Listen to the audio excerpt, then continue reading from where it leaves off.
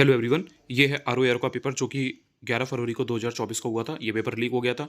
इस पेपर को मैंने एनालाइज नहीं करवाया था। इसके बारे में बात करते हैं। इसमें जो क्वेश्चंस आए हुए थे रिपीटेड थे, कितने नए क्वेश्चंस थे, कितने क्वेश्चन ऐसे थे जो रैंडम थे, कितने क्वेश्चन ऐसे थे जो ईजिली किए जा सकते थे। तो उन सब की क्वेश्चंस के बारे में बात करेंगे, ठीक है। एक वीडियो में बहुत ज़्यादा इसको लंबा भी नहीं रखेंगे, बहुत ज़्यादा छोटा भी नहीं। ट्राई करेंगे कि 10-15 या 20 क्वेश्चंस को कम से कम देख लिया जाए, सो दैट आप उन टॉपिक्स को अगर आपने पढ़ लिया है तो रिवाइज कर लें, और अगर नहीं पढ़ा है तो प्रायोरिटी बेसिस पे उनको तैयार कर लें। तो बात करते हैं। देखिए, इसमें जो पहला क्वेश्चन था, इसमें आपको असर्शन दिया गया था, रीजन दिया गया था कि जैसे जैसे ऊंचाई बढ़ती है पानी का क्वथनांक घटता है, यानी कि the boiling point of water decreases as the altitude increases. ठीक है, आपने देखा होगा पहाड़ पर पानी जल्दी उबल जाता है, वही उन्होंने बेसिकली बात स्टेटमेंट की फॉर्म में लिखी हुई है। ये इजी क्वेश्चन है कि आप घटना चक्र भी अगर पढ़ते हो तो उसमें आपको ये जो अप्लाइड साइंस है उसमें मिल जाता है। तो ये कोई ऐसा क्वेश्चन नहीं है कि आपने पढ़ा ना हो, ये पीवाईक्यू में बहुत बार आ चुका है। तो ये रिपीटेड क्वेश्चन था, ऑलमोस्ट हर किसी ने सही किया होगा। इसके बाद दूसरा क्वेश्चन आपको देखने को मिलता है। ये बेसिकली जो लोकेशन न्यूज़ में रहती हैं या जो वर्ल्ड मैपिंग होती है, जो जो लोकेशंस जैसे कि मिडिल ईस्ट की हैं, जैसे इजराइल में अगर वॉर चल रहा है, रशिया यूक्रेन का बैटल चल रहा है, तो ये सब चीज़ें चलती रहती है ना, तो वो एरिया पॉपुलर रहते हैं और वो इंपॉर्टेंट हो जाते हैं।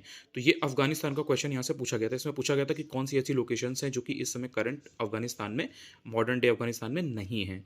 तो अगर आपको ओवरऑल वर्ल्ड में कहाँ पर कौन सी न्यूज़ चल रही है और कहाँ पर थोड़ा ऐसा हो रखा है कि वो वर्ल्ड वाइज न्यूज़ बन रखी है, उसका आइडिया है, आप थोड़ा बहुत न्यूज़पेपर पढ़ते हैं या अगर आप मैगजीन से भी करंट अफेयर्स को तैयार कर रहे हैं, तो आप ये देख लेते हैं कि यहाँ ओवरऑल कहाँ पर बैटल वगैरह चल रहा है, कहाँ पर कोई बहुत ज़्यादा पॉपुलर चीज़ हो रही है। जैसे अभी बीच में लॉस एंजल्स वगैरह में पूरा वो वाइल्ड फायर वगैरह का इशू चल रहा था, तो हो सकता है कि उससे रिलेटेड वो कोई वहाँ की क्लाइमेट की चीज़ पूछ लें, या वहाँ पर अगर कोई किसी तरीके के स्पेशल फ्रूट्स की खेती वगैरह होती है या किसी चीज़ के लिए अगर वो पॉपुलर है तो वो पूछ लें। कोई इंडस्ट्री वगैरह अगर लॉस एंजल्स में बहुत पॉपुलर हो तो वो पूछ लें। तो इस टाइप से क्वेश्चंस बन जाते हैं। तो ये बेसिकली आपका करंट अफेयर्स का क्वेश्चन था, उससे ड्रिवन क्वेश्चन था। इसके बाद में जो ये क्वेश्चन है ये बहुत इंपॉर्टेंट है। देखो देखो कैसे थीम पकड़ते हैं वो मैं आपको समझाने की कोशिश करता हूँ। देखो, जैसे इसमें यहाँ पर है कि सैयद वंश के सुल्तानों का सही आपको कालानुक्रम बताना है, यानी कि जो सैयद डायनेस्टी है उसके जो सुल्तान हैं उनका आपको क्रोनोलॉजिकल ऑर्डर बताना है। अब इसमें अगर आप 2024 का जो पेपर अभी 22 दिसंबर को हुआ है, देखो ये पेपर फरवरी में हुआ, लीक हो गया, फिर दिसंबर में 22 तारीख को जो यूपीपीएससी का पेपर हुआ उसको उठाना और उसमें देखना, आपको दो क्वेश्चन ऐसे देखने को मिलेंगे। एक में मराठा जो रूलर्स थे उनकी क्रोनोलॉजी पूछी है, ठीक है, जिसमें राघोवा वगैरह, बालाजी और ये सब पूछे थे। और एक जो दूसरा क्वेश्चन है वो जो बंगाल में सेन डायनेस्टी थी उनके ऊपर पूछा गया है, उनके रूलर्स के ऊपर पूछा है, यानी कि जिसमें बल्लाल सेन, लक्ष्मण सेन, ये सब नाम आपको देखने को मिलते हैं। तो ये दो क्वेश्चन देख लो, यूपीपीएससी में आ रहे हैं, और उसी के 10 महीने पहले आरओ के पेपर में ये आपसे सैयद वंश की डायनेस्टी के, सैयद वंश की जो रूलर्स हैं उनकी क्रोनोलॉजी को पूछा गया था।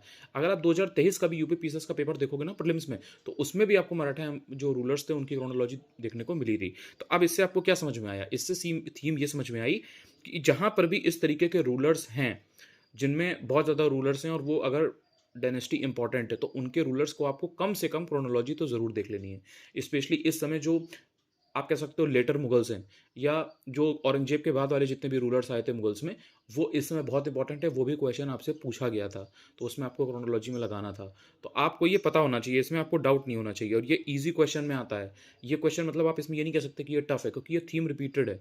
तो अब जैसे आपसे मराठा का पूछा जा रहा है, आपसे अगर सेन डायनेस्टी का पूछा जा रहा है, अगर आपसे सैयद डायनेस्टी का पूछा जा रहा है, तो जो खिलजी डायनेस्टी है या अगर जो गुलाम डायनेस्टी है उसके जो रूलर्स हैं उनको आप पढ़ लीजिए। हो सकता है कि ये वाला ना एग्जैक्ट रिपीट करे तो वो वाला दे दे, ठीक है। मराठा एम्पायर वो इस समय फोकस कर रहे हैं, तो इसलिए उन्होंने उसका 2 साल बैक टू बैक पूछ लिया। तो ये थीम आप समझ गए होंगे। तो ये क्वेश्चन था यहाँ पे। इसके बाद में एक ये क्वेश्चन आपका बेसिक सा था, मतलब ये थोड़ा सा न्यूमेरिकल टाइप था। कुछ लोगों के लिए जिनको थोड़ा बहुत बेसिक फिजिक्स वगैरह आती है उनके लिए ईजी हो सकता है, जिनको फिजिक्स वगैरह में दिक्कत है उनको ये बेसिक सा क्वेश्चन भी टफ लगा होगा, उन्होंने जहाँ तक है इसको स्किप किया होगा। तो इस टाइप के क्वेश्चंस आरओ के पेपर में आते हैं। देखो यूपीपीएससी में नहीं आएंगे, लेकिन आरओ में इस तरीके के क्वेश्चंस वो देते हैं।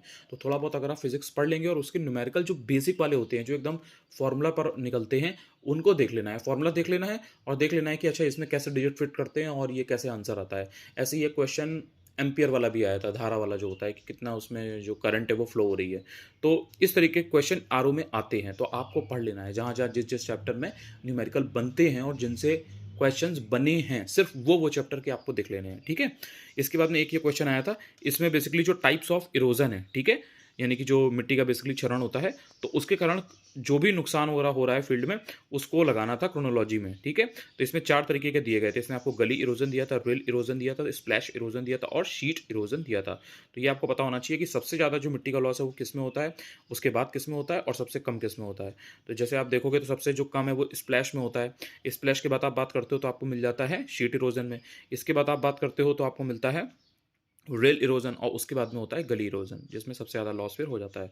इसके बाद आपको क्वेश्चन देखने को मिलता है। अच्छा, ये जो क्वेश्चन है ना टाइप्स ऑफ इरोजन वाला, ये वैसे तो थोड़ा बेसिक है कि मतलब आपको इरोजन वगैरह के बारे में मालूम है, सॉइल वगैरह के बारे में मालूम है, तो आपने कर लिया। लेकिन इतना बेसिक भी नहीं है कि हर किसी को आता हो। थोड़ा सा मतलब थोड़ा बहुत आपने अगर पढ़ रखा है तो आप दिमाग लगा करके एलिमिनेट करके जो ऑप्शन दिए गए हैं 2 4 3 1, इसको आप सेट कर सकते हो। लेकिन थोड़ा बहुत आइडिया होना ज़रूरी है कि भाई मिट्टी का फील्ड से क्षरण हो रहा है, मतलब मिट्टी निकल रही है, जो अपर्दन होता है, तो वो आपको थोड़ा बहुत बेसिक कॉन्सेप्ट तो मालूम ही होना चाहिए। तो उससे आप फिर भी लगा ले जाएँगे कि अच्छा ठीक है, गली इरोजन है तो इसमें इस तरीके का होता होगा, रिल में इस तरीके का होता होगा, स्प्लैश में मतलब कि बहुत थोड़ा बहुत स्प्रिंकल टाइप हो रहा है, और जो शीट वाला है उसमें एकदम लेयरिंग के उसमें हो रहा है। तो ये अगर आपको बेसिक आइडिया है तो आपके लिए इस क्वेश्चन फिर भी ईज़ी है, वरना तो आपके लिए बहुत टफ है, तो आप छोड़ ही देंगे इस क्वेश्चन को। तो इस टाइप के क्वेश्चंस थोड़े से रैंडम कैटेगरी में आते हैं और ये आरओ में एआरओ में पूछे जाते हैं। तो जो ईज़ी क्वेश्चंस है उसमें आप गलती नहीं कर सकते, क्योंकि अगर आपने ईज़ी मॉडरेट गलत कर दिए तो फिर इस टाइप के जो क्वेश्चंस है उसमें हमेशा थोड़ा-सा डाइसी होता है। आता है तो आता है, नहीं आता है तो नहीं आता है। तो इन क्वेश्चंस को पर आप रिलाई नहीं कर सकते। तो आपको जो ईज़ी वाले क्वेश्चंस हैं उनको बहुत अच्छे से स्ट्रांगली तैयार करना है, रिवाइज़ करना है।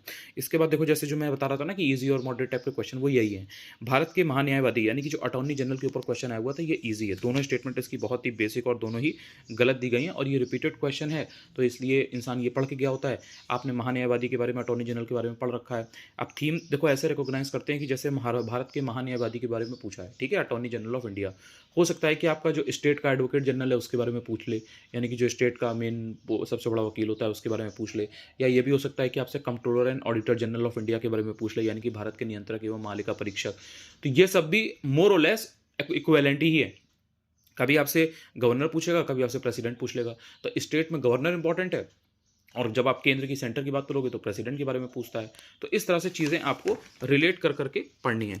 इसके बाद में देखो ये वाला क्वेश्चन है। अब ये भी आपका एप्लाइड साइंस है, ठीक है, एप्लीकेशन है साइंस की, कि जो स्विमिंग पूल है वो वास्तविक गहराई उसकी जितनी होती है, जितना उसमें डेप्थ होती है, उससे वो कम डीप दिखाई देता है, वो किस वजह से होता है। तो ये अपवर्तन की वजह से होता है, रिफ्रैक्शन की वजह से होता है। अब इसमें देखो तैयार कैसे करते हैं क्वेश्चंस को, वो आपको समझना है। अब जैसे इसमें 4 ऑप्शंस दिए गए, रिफ्लेक्शन दिया है, रिफ्रैक्शन दिया है, लाइट स्कैटरिंग दी है और नोटा है। अब इसमें मेन चीज़ ये है कि जैसे इसका आंसर रिफ्रैक्शन है, अपवर्तन, लेकिन रिफ्लेक्शन क्या होता है यानी कि परावर्तन, या लाइट स्कैटरिंग क्या होती है, प्रकाश का प्रकीर्णन, या डॉपलर इफेक्ट क्या होता है, ये सब जो टर्म्स हैं या जो चैप्टर्स हैं फिजिक्स के, या जो कॉन्सेप्ट हैं, ये आपको आने चाहिए। ज़रूरी नहीं है कि आपसे उन्होंने अपवर्तन या रिफ्रैक्शन इस बार पूछा है तो वो अब जो आपका पेपर आने वाला है उसमें भी आपसे यही पूछ लें। पूछने को पूछ सकते हैं, लेकिन अगर रिपीट नहीं करेंगे तो आपसे हो सकता है कि परावर्तन के बारे में पूछ लें यानी कि रिफ्लेक्शन, या फिर आपसे स्कैटरिंग के बारे में पूछ लें, या फिर आपसे डिफ्यूज़न के बारे में पूछ लें, डॉपलर इफेक्ट पूछ लें। तो आपको इस तरह से थीम को तैयार करना चाहिए, और ये घटना चक्र में ईज़िली मिल जाएगा। तो ये भी अगेन ईज़ी क्वेश्चन था। इसके बाद में देखो जो 8वां क्वेश्चन है, ये करंट अफेयर्स का क्वेश्चन था। जब भी ध्यान रखना, थीम ये है इसकी कि जो ग्लोबल ग्रुपिंग्स होती हैं, ठीक है, जिसमें 5-6 कंट्री, 4 कंट्री, जैसे सपोज़ क्वाड है, इंडिया, ऑस्ट्रेलिया, जापान, ऑस्ट्रेलिया। तो इंडिया, ऑस्ट्रेलिया, जापान, यूएसए, ठीक है, 4 कंट्री है। तो क्वाड है, या जैसे ये तुम्हारा 5 आइज़ है, इस तरीके की जो कंट्री होती है ना, जिसमें पावरफुल पावरफुल कंट्रीज़ हैं, 4-5 हैं, उनका एक मिल करके वो कोई उनकी ग्रुपिंग है और वो मिल करके कोई काम कर रही हैं। चाहे वो एनवायरनमेंट की फील्ड में कर रही हों, या फिर वो डिफेंस की फील्ड में कर रही हों, या फिर वो इंटेलिजेंस की फील्ड में कर रही हों, एज़ 5 आइज़ के केस में है। ये सब इंपॉर्टेंट होती हैं, ये इनकी थीम है। तो इन्होंने 5 आइज़ पूछ लिया था। तो ये करंट अफेयर्स का क्वेश्चन था, ईज़ी क्वेश्चन था, टफ क्वेश्चन नहीं था। इस तरीके की चीज़ें जब भी आप करंट अफेयर्स में पढ़ते हो, अगर आपने पीवाईक्यू ढंग से किया हुआ है, तो इंस्टेंटली आपके दिमाग में एक थॉट स्ट्राइक करेगा कि यार ये इंपॉर्टेंट है, ये कहीं न कहीं तो पहले आया है। ज़रूरी नहीं है कि आपको ईयर एग्ज़ैक्टली याद हो कि यार ये वहाँ आया था, उस एग्ज़ाम में आया था, बट आपको पता चल जाएगा यार आपने कहीं तो पढ़ा है, कहीं तो आपके दिमाग में ये चीज़ आई है एक बार। तो इतना भी अगर आपको आ जाता है ना, तो आप उस क्वेश्चन को थोड़ा-सा गंभीरता के साथ पढ़ोगे, सिंसियरिटी के साथ पढ़ोगे, आप उसको लाइटली नहीं लोगे, और जब ध्यान से अटेंशन के साथ पढ़ोगे तो वो चीज़ आप रिटेन भी ज़्यादा टाइम तक करोगे। तो ये क्वेश्चन आपका सिंपली 5 वाइज़ करंट अफेयर्स का था। इसके बाद में आपको देखने को मिलता है ये 9वां वाला क्वेश्चन, ठीक है। इसमें बेसिकली ये कह रहे हैं कि जो पल्सेज़ हैं उनको सीरियल्स के साथ में इंटरक्रॉपिंग की जाती है। तो जो पल्सेज़ हैं वो सीरियल्स के साथ एक आप कह सकते हो कॉम्प्लीमेंट्री क्रॉप की तरह काम करती हैं। और इसमें क्या होता है कि जब ये पल्सेस और सीरियल्स दोनों तरीके की जब फसलों की क्रॉपिंग होती है, साथ में इंटरमिक्सिंग होती है, तो इसमें कोई कॉम्पिटिशन नहीं होता है न्यूट्रिशन वगैरह के लिए। रीज़न बीइंग कि जो पल्सेस हैं इनमें टैप रूट सिस्टम होता है, और जो आपकी दूसरी वाली जो सीरियल्स हैं इनमें क्या होता है कि फाइब्रस रूट सिस्टम होता है। तो जिसको जो चाहिए वो मिल जाता है, कोई इनमें ऐसा कॉम्पिटिशन नहीं होता है कि भाई पहले वो लेगा या वो लेगा। ठीक है? तो ये जो क्वेश्चन था, ये वैसे तो थोड़ा बहुत भी अगर आपको आइडिया है तो आप समझ के पढ़ के कर लोगे, असर्शन रीज़न आप देखोगे, आप कर लोगे। लेकिन अगर आपको बिल्कुल आइडिया नहीं है, आपको टैप रूट सिस्टम बिल्कुल नहीं पता, या आपको फाइब्रस रूट सिस्टम बिल्कुल नहीं पता, आपको नहीं पता कि पल्सेस जो हैं वो किस टाइप की फसल होती हैं, इसमें कौन-कौन सी होती हैं, इनका जनरली जो बोने का टाइम है, काटने का टाइम है, वो क्या होता है, या आपको सीरियल्स का भी कुछ नहीं पता, तो हो सकता है कि आपको ये क्वेश्चन प्राइमा फेसी बहुत टफ लगे और आप उस डर की वजह से क्वेश्चन को गलत कर दो, या फिर आप अटेम्प्ट ही ना करो। ये बहुत टफ क्वेश्चन नहीं है। और एक बात ध्यान रखना, इस तरीके के क्वेश्चन यूपीपीसीएस में आपको देखने को नहीं मिलेंगे, लेकिन आरओ एआरओ में ये ज़रूर देंगे। इन्होंने देखो पहले भी 2021 में भी दे रखे थे, 2024 में पेपर हुआ उसमें भी दिए हैं। कोई बड़ी बात नहीं है अगर ये अब 2025 में जब आपका आरओ एआरओ का एग्जाम होने वाला है तो उसमें भी ये क्वेश्चन आपका इस तरीके के क्वेश्चन आपको दे दें। तो आपको इनको थोड़ा सा ध्यान से पढ़ना होता है, और इसके लिए जो एग्रीकल्चर वाली किताब है, कृषि एवं प्रौद्योगिकी जो परीक्षा वाली की आती है, वो हेल्प करती है। उसमें आपको इतना चीज़ें मिल जाती हैं कि अगर आपने उनको पढ़ रखा है, जो भी पीवाईक्यू में चीज़ें पूछी जाती हैं, उनको अगर आपने ढूँढ-ढूँढ के पढ़ रखा है, तो आपका बेस क्लियर हो जाता है। फिर एग्ज़ाम में क्वेश्चन आते हैं तो आपके पास इतनी नॉलेज, इतना इंटेलिजेंस होती है कि आप उससे आंसर निकाल ले जाते हो। कई बार चीज़ें आपको एग्ज़ैक्टली याद नहीं रहेंगी, लेकिन जो ज्ञान आपने बढ़ाया है उस किताब से या सोर्स से पढ़ करके उस टॉपिक को, वो काम आ जाता है और आपका उस वजह से क्वेश्चन सही हो जाता है। बाकी आपकी कॉल है, आप देख सकते हो कि इस टाइप के क्वेश्चंस को आप कैसे सही करने वाले हो। इसके बाद बात आती है कि जो 10वां क्वेश्चन है उसको ध्यान से देखिए। इसमें आपको 4 दिए गए हैं और इनका आपको ये बताना है कि इनकी जो खोज है, इन्वेंशन है, वो कब हुई, पहले किसकी हुई, बाद में किसकी हुई। तो ये क्वेश्चन यहीं से टफ हो गया। अगर ये सिंपली इन 4 पार्टिकल्स के बारे में पूछते, इलेक्ट्रॉन, न्यूट्रॉन, प्रोटॉन या पाई मेसॉन, तो ये इतना कोई टफ नहीं था। वो रिपीटेड थीम है। पीसीएसजे में भी इस टाइप का क्वेश्चन एक पूछा जा चुका है और पहले भी पूछे जा चुके हैं इस टाइप का क्वेश्चन। तो इतना बहुत बड़ी बात नहीं थी। इलेक्ट्रॉन, प्रोटॉन, न्यूट्रॉन ये सब पहले आ चुका है।